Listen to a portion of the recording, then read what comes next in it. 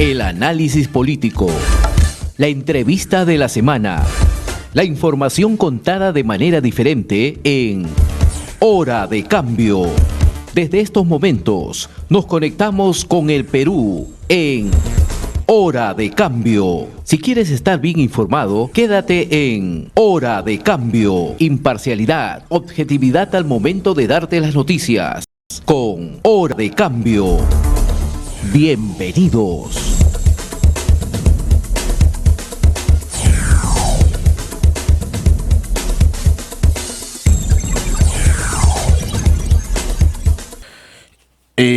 Vamos a entrar en comunicación con el general de división Ejército Peruano,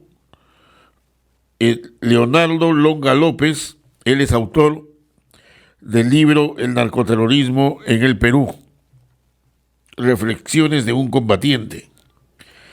Y le damos la bienvenida al general Leonardo Longa López. ¿Cómo está? Muy buenos días. Alberto Castillo, muy buenos días. Un saludo cordial a los oyentes y televidentes de Red de Comunicación Regional en el programa Hora de Cambio. Bien, hoy día hemos comentado, son 30 años de la captura de el cabecilla del terrorismo aquí en el Perú de Sendero Luminoso, Abimael Guzmán. Si bien es cierto, después de la captura de Abimael Guzmán, como se sabe, ya vino la debacle de esta organización terrorista y que de una u otra manera también nos hizo pensar en qué país vivíamos en ese entonces. ¿Cuáles son sus impresiones, general Leonardo Longa López? Alberto, te agradezco la invitación y también tu pregunta, que me va a permitir dirigirme a la sociedad peruana. Y yo inicialmente quiero manifestarles que una sociedad que no conoce su historia está condenada a repetirla. Y creo que nosotros, lamentablemente, y en especial nuestros jóvenes, no conocen la historia que nace del 17 de mayo de 1980 con el inicio de la lucha armada en Ayacucho cuando queman las ánforas de Churchis. ¿No? Es ahí donde se inicia, son 42 años desde que el Perú inicia una guerra sangrienta entre peruanos, una lucha en la cual de 1980 a 1983 se podría decir que existió subversión en el Perú. Pero es a partir de 1983, y así todos los peruanos deben de reconocer la historia, que es a partir de 1983 hasta el año 2000, en que Sendero Luminoso y el movimiento revolucionario Tupac Amaru hacen un proceso de terrorismo en el Perú. Acá, para realizar un análisis del terrorismo en el Perú, tenemos que tener tres variables: el Estado, la población y las amenazas. Las amenazas, en este caso, Sendero Luminoso y el MRTA, a partir de 1983, ¿dirigieron su accionar al Estado? No, dirigen su accionar a la población. Es por eso que desde 1982 y 83 se inicia el terrorismo en el Perú, porque Sendero Luminoso empezó a atacar a los pobladores, a matar autoridades, a hacer juicios populares, y nosotros nos hemos olvidado de eso y no había ninguna estrategia. Recién es en 1990 al 2000 que se realiza una estrategia, sí, pero para mí una estrategia equivocada. ¿Y por qué digo una estrategia equivocada? Porque al final, en el 2000, el resultado de esta estrategia solamente fue militar. No ha habido resultados en la parte jurídica, en la parte política, en la parte económica y menos en la parte social. Ya, la estrategia, sí, que se instauró de 1990, tuvo resultados en 1992 con la captura de Abimael Guzmán. Se captura a Abimael Guzmán. se agarra la cabeza. Pero acá la estrategia decía, agarramos la cabeza y cae el cuerpo. El cuerpo no cayó. El cuerpo siguió vivo hasta el 2000. ¿Y quiénes son los que derrotan a Sendero Luminoso y al MRTA? Se derrota en el campo táctico, con el binomio. Y no hay que olvidar, la sociedad peruana todavía no ha hecho el reconocimiento debido al binomio Fuerza Armada, Policía Nacional y comités de autodefensa. Ajá. ¿Ya? Y somos ingratos con ese binomio, Fuerzas Armadas, Policía Nacional y Comité de Autodefensa. ¿De dónde nacen los comités de autodefensa? De muchas rondas campesinas. Muchas rondas campesinas en las zonas donde estaban los terroristas se convierten en comité de autodefensa y pasan bajo el control del Comando Conjunto de las Fuerzas Armadas y el Ministerio de Defensa. Dejan el control del Ministerio del Interior, porque las rondas campesinas dependían y dependen del Ministerio del Interior. Ahora, analizando un poco más de lo que significó Sendero Luminoso en los años 80 y en los años 90, ¿por qué cree que creció este grupo terrorista, teniendo en consideración de que su doctrina no se conocía, su ideología no se conocía, su línea política no se conocía? Lo que se conocía eran consignas políticas que se pintaban en las paredes, la guerra popular del campo a la ciudad, banderas con la hoz y el martillo, etcétera, pero una campaña política de concientización de masas abierta no se daba, pero siempre capturaron y fueron seleccionistas en incorporar pues militancia a su agrupación terrorista. ¿Qué cree que pasó ahí? Bueno, acá tenemos que tener claro que en los años 60 sí existían las condiciones para que una revolución del tipo que pregonaba Sendero Luminoso triunfara en el Perú. Ya. Pero es con el gobierno militar que estas condiciones desaparecen. O sea, con el golpe de Velasco. Con el golpe de Velasco.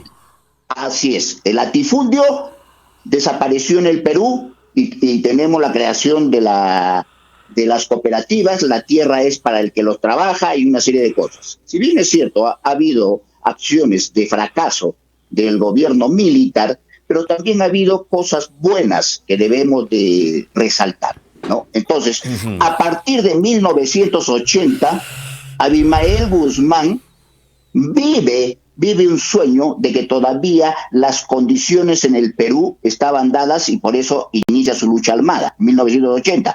Pero se da cuenta que no. Entonces, apela a la estrategia del Che Guevara. ¿Qué decía el Che Guevara? El Che Guevara manifestaba así claramente que hay que preparar a las masas. Y Abimael Guzmán, en una forma equivocada, se va a preparar a las masas teniendo como un medio inicial el terrorismo. Entonces, con la amenaza, con el temor, le dice, tú tienes que apoyarme, tú tienes que estar en mi lucha. Una persona que defiende a la población va a abusar de ella, va a justiciarlos. Yo creo que no. Primer error. ¿Ya? Entonces, es desde ahí que ellos pasan a ser terroristas. Y así es el término, de terroristas. Y no debemos de olvidarlo. Y esto se agrava más porque Sendero Luminoso pasa a la clandestinidad. Y el hecho nada más de pasar a la clandestinidad hace que todos sus integrantes pierdan la noción de lo que es real, porque ellos están fuera de la realidad, están escondidos, están soterrados, y cuando salen a la realidad son sorprendidos porque muchos mienten y le dicen, mira, este te ha tirado dedo, acá este es un soplón, este es un abusivo. Entonces empiezan indiscriminadamente a matar a la población. Yo quiero hacer un paralelo, general, quiero hacer un paralelo de algo que usted ha señalado y que tiene que ver mucho con el momento político. Y le voy a decir la pregunta directa. Para Sendero Luminoso, los enemigos no eran la derecha ni la ultraderecha. Para Sendero Luminoso era Patria Roja, que tiene influencia en el magisterio, era la CGTP o el Partido Comunista, que en ese entonces tenía mucha influencia en el movimiento sindical.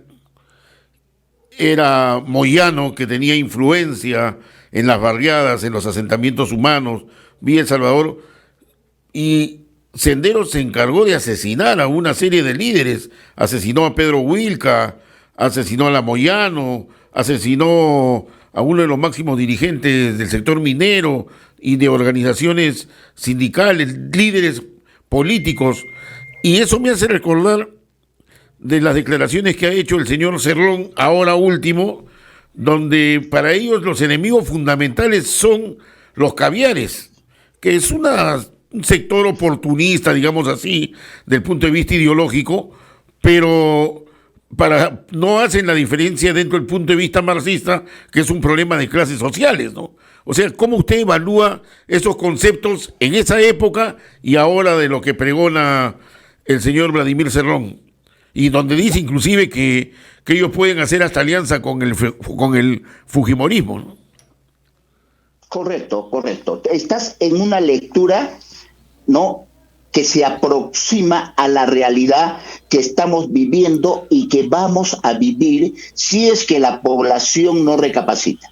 Del 17 de mayo del 80 nos vamos al 2000, es a partir del 2000 en el cual el Perú entra en una guerra jurídica, en una guerra política, con infiltración de la izquierda caviar en las instituciones del Estado. Ajá. La izquierda caviar desde el 2000 al 2020 se ha ido infiltrando en las instituciones del Estado y ganando poder. Tal es así que tiene cierto control del Poder Judicial, del Ministerio Público y de ciertas instituciones. ¿Estamos? Correcto. Entonces, esa izquierda caviar tiene ciertos nexos internacionales y tiene apoyo internacional. Habría que ver qué intereses económicos de grupos de presión y de grupos de poder están con la izquierda caviar. Pero eso ya se sabe, eso ya se sabe. Ya. Es el señor Soros, ¿no? El señor Soros, ¿o no? El señor, sí, claro. Exacto. Y ese es uno, y ese señor, perdóneme que le corte, mi querido general, pero ese señor Soros, pues, tampoco no es un máximo ideólogo de la izquierda, no, él es un gran empresario que se aprovecha de las circunstancias políticas y es ahí donde se mete. Ahí está la marcha de los cuatro suyos, ¿no?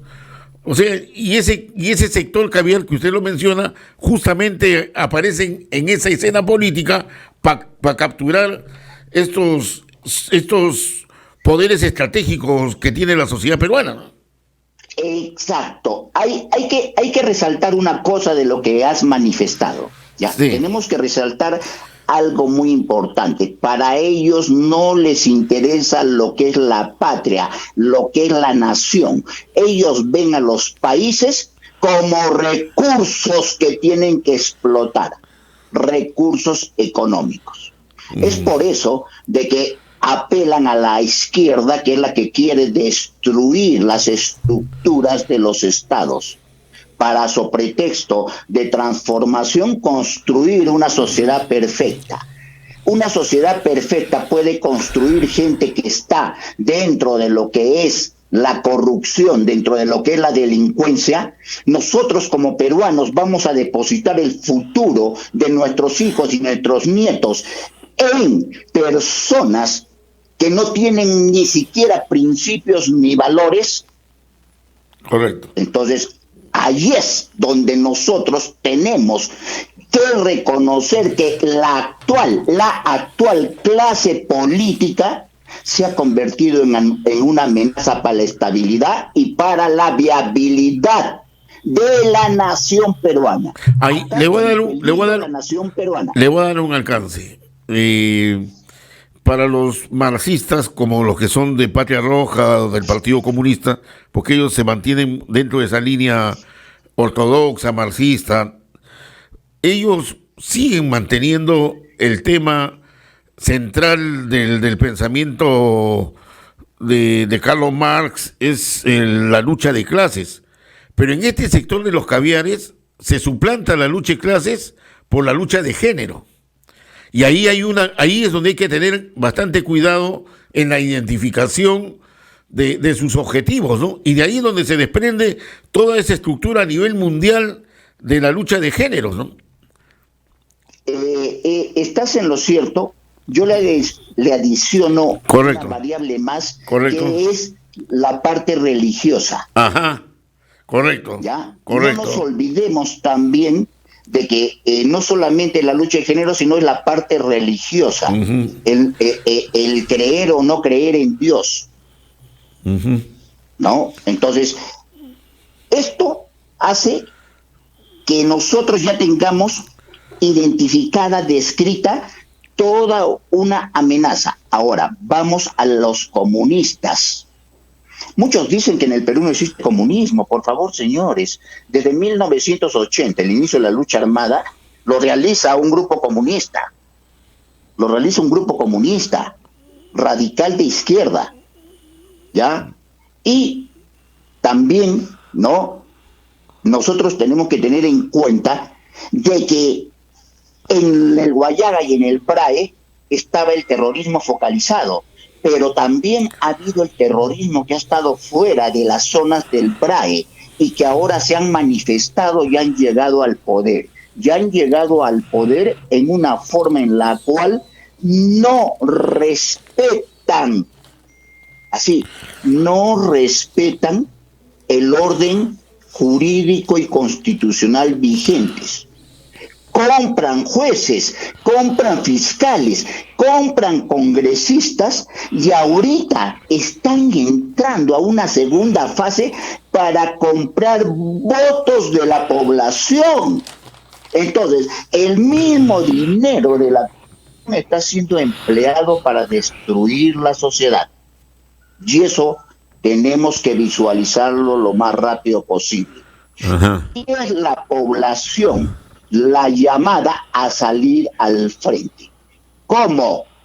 Yo sí les diría y hablaría de que debemos de hacer el llamamiento, ¿no?, para un servicio político voluntario obligatorio. La población tiene que salir a participar en política. ¿Para qué? Para recuperar primeramente el poder político. Hay que recuperar el poder político. Deben irse todos deben irse. Y la misma población, paralelamente, debe crear por lo menos 2 partidos políticos con gente que tenga principios y valores. Es bien difícil, sí, pues es bien difícil. Pero si ahora tenemos que hacerlo. mi querido general, ahora tenemos 6 personajes que quieren ser presidentes del Congreso. Increíble. Increíble. Hoy día 6 congresistas quieren ser presidentes del Congreso. Antes... Y ya no les piden currículo vitae. No, ya no hay nada. Le piden prontuario vitae. Claro. ¿No? Y así estamos. Ahora, Es lamentable. una Pero consulta. ahí estamos. El caso de Sendero Luminoso y los rezagos que todavía quedan en el BRAE, hace unos par de meses más o menos, se habló de una operación que ha hecho las Fuerzas Armadas en el BRAE, no recuerdo el nombre, cómo que se llamó esta operación. Operación Patriota. Operación Patriota, donde se daba cuenta de que posiblemente el camarada Quispe Palomino estaría herido, etcétera. De nuestro lado, de las Fuerzas Armadas, 2 miembros fueron asesinados en este enfrentamiento. Pero usted es general, tiene experiencia en esta lucha. La pregunta es, ¿por qué no se ha dado a conocer el resultado de la otra parte? ¿Cuántos son las columnas? ¿Cuántos han sido dados de baja o asesinados, muertos en combate, etcétera? Y todo esto ha sido un hermetismo al extremo que el ministro de Defensa renunció y no le daban la renuncia hasta después de 10 días, etcétera. Toda una situación de bastante sospecha, a mi modo de ver, periodísticamente. ¿Qué opina usted? Bueno, yo te voy a dar una respuesta, ¿no? Ajá. Esa operación ha sido un fracaso político total. En el nivel estratégico político es un fracaso. Tal es así de que un ministro que está conduciendo una operación de esa envergadura, políticamente que renuncie, disculpe, ya desde ahí nomás ya los indicios es que es un rotundo fracaso político. Pero hay que reconocer que es un triunfo militar. Es un gran triunfo militar, pero en el nivel táctico, porque en nivel estratégico se ha variado la mutación de la amenaza en el BRAE. Y puede haberse variado peligrosamente. Ya, no quiero todavía adelantar juicio, pero les voy a poner un escenario. En el BRAE tenemos narcotráfico, tenemos narcoterrorismo, tenemos terrorismo, tenemos tala ilegal de madera, tenemos minería ilegal, entre otras. Ya, todas ellas producen economía ilegal. ¿Qué quiere decir? Que el Perú sustenta su desarrollo en economía ilegal. Primera cosa. Segundo, esta economía ilegal va en crecimiento.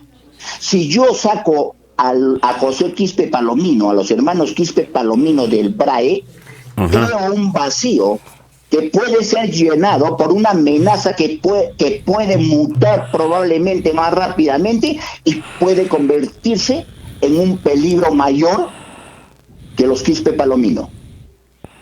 ¿Por qué? Porque el narcotráfico ya aprendió a convivir con el terrorismo y con el narcoterrorismo. Y tenemos que tener en cuenta que el terrorismo, el narcoterrorismo y el narcotráfico han invertido en este gobierno. Ajá, así es. ¿Ya? Y hay serios indicadores, ¿ya?, que apuntan a que ya el narcotráfico ha intervenido, ha financiado igualito el narcoterrorismo y en este caso el terrorismo.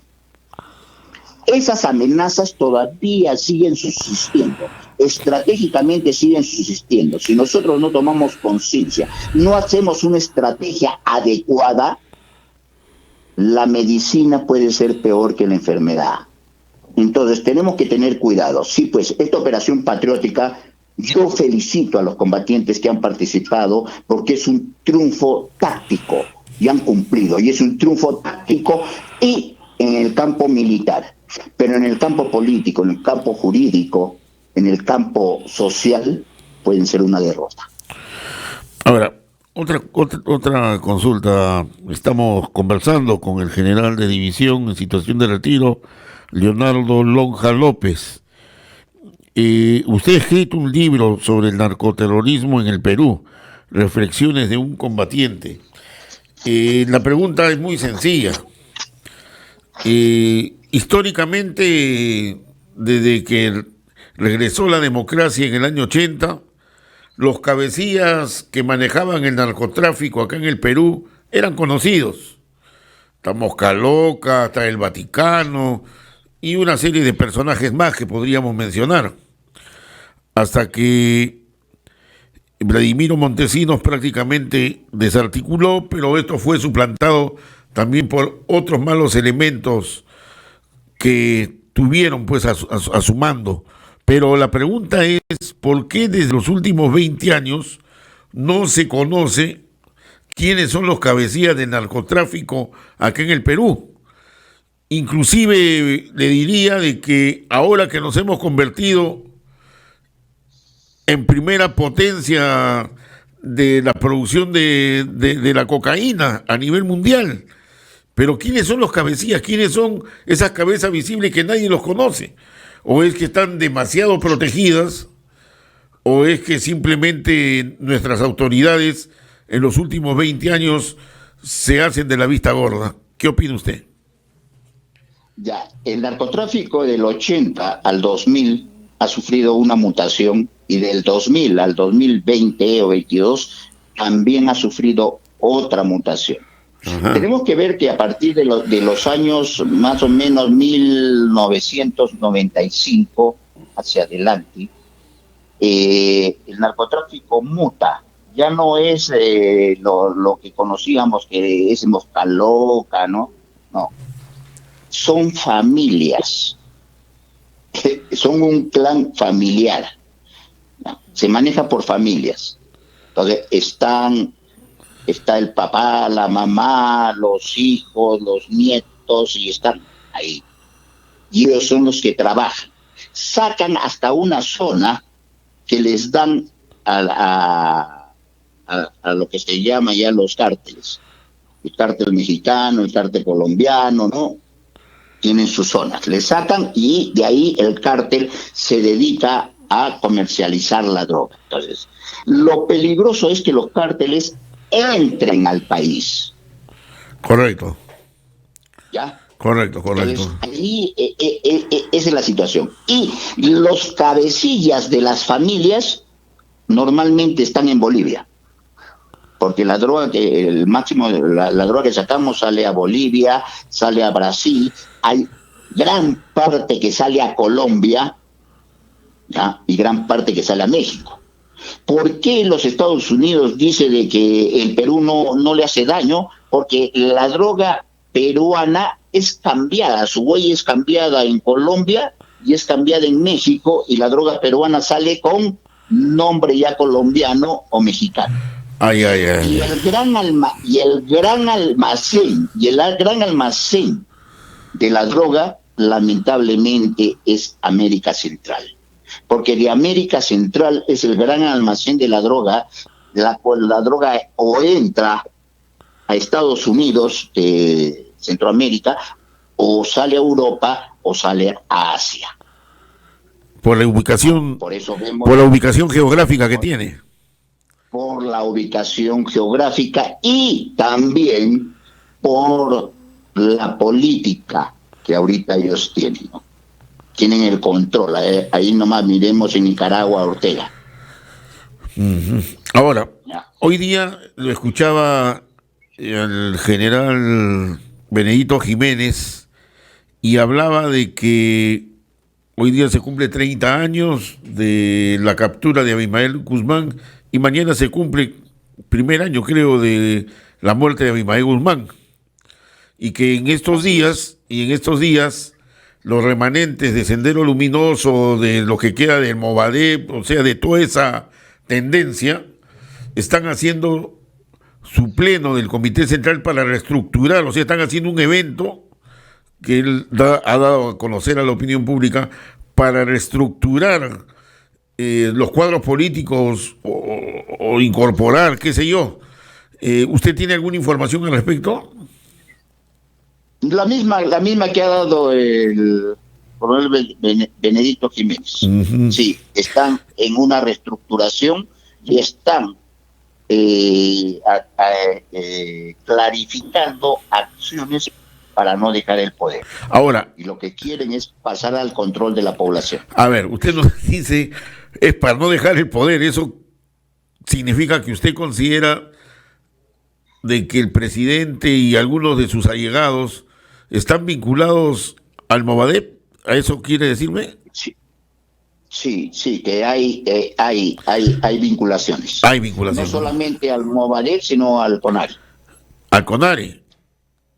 Sí, CONARE y Movadep. Eso significa también que la creación de esta agrupación sindical del magisterio, que ha pretendido dividir, digamos, quebrar al SUTE, tiene ese objetivo, o sea, influenciar ahora como estrategia un trabajo de masas que antes no lo hacían. Se están atomizando. Ya. Pero cada átomo tiene una finalidad. Mientras que por el otro lado la oposición aparte de atomizada, ningún átomo tiene alguna finalidad. Cada uno jala agua para su molino. O sea que no se ponen de acuerdo, pero sí se podrían poner de acuerdo. Porque les queda 4 años. Sería lo mejor que le podría pasar al Perú, no creo, por eso yo considero ahorita la política como una amenaza y que tiene que ser reemplazada por una política con principios y valores lo más antes posible. ¿Usted nos dice los cuarteles? No. Una política, por eso ahí la población tiene que tomar la sartén por el mango. Y Correcto. tiene que salir a recuperar el poder político. Pero lamentablemente no hay liderazgo, pues ese es el problema. Miren lo que tenemos. Miren lo que tenemos ahora, perdónenme que le corte. Miren lo que tenemos ahora. Candidatos a alcalde que hace un año han sido candidatos a la presidencia. Y ahora son candidatos a alcalde. ¿Quiénes han presentado esos candidatos? Los partidos políticos. Que no representan a nadie. Por eso, no representan a nadie, ¿me entiende? Entonces, la población tiene que organizarse, conformar 2 partidos políticos y presentar sus candidatos. Así de simple. Muy bien. Qué difícil. Bueno, muchas gracias, estimado. Muy bien, señor Alberto Castillo, muchas gracias por la invitación. Correcto. Hemos conversado con el general de división en situación de retiro, Leonardo Longa López. Hemos presentado Hora de Cambio. Nos volveremos a encontrar el próximo sábado, a esta misma hora y por la misma frecuencia. Nuestro equipo de producción ya está trabajando recopilando información para un nuevo encuentro en Hora de Cambio.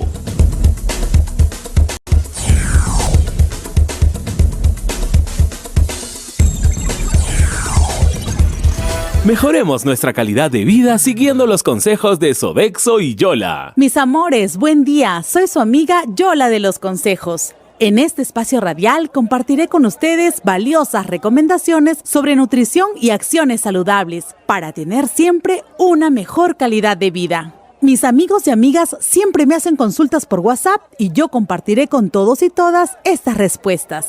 Justo me acaba de llegar un mensajito. Yola, a mi niña no le gusta comer las verduras ni menestras. ¿Qué puedo hacer? Los niños y niñas hasta los 5 años están en rápido crecimiento y desarrollo. Es importante que aprendan a aceptar y adquieran el gusto por los alimentos naturales y establezcan patrones de alimentación saludable a largo plazo, que puedan prevenir el inicio de problemas nutricionales como la desnutrición, la anemia, obesidad, enfermedades crónicas y problemas de salud bucal. ¡Chaucito! Yola de los Consejos es una alianza entre Buenaventura y Sodexo para mejorar la calidad de vida de las personas a través de consejos alimenticios y acciones saludables. Sodexo, servicios de calidad de vida. RCR, la red que comunica y une al Perú.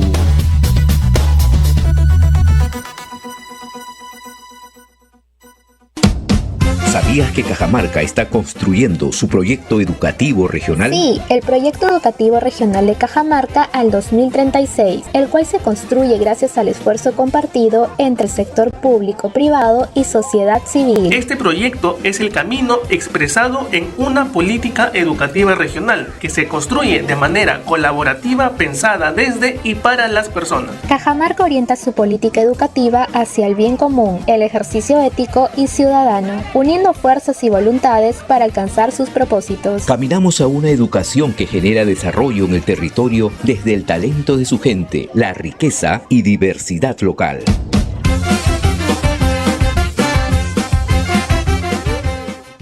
Porque las redes sociales juegan un rol importante para comunicarnos. RCR, Red de Comunicación Regional, pone a tu servicio su número de WhatsApp 939 40 23 15. En RCR te escuchamos. Cuéntanos lo que sucede en tu localidad. Envía tus videos, audio de voz o fotografías a nuestro WhatsApp 939 40 23 15. Comunicarte con nosotros ahora es mucho más fácil. 939 40 23 15. El WhatsApp de RCR, la red que comunica y une al Perú.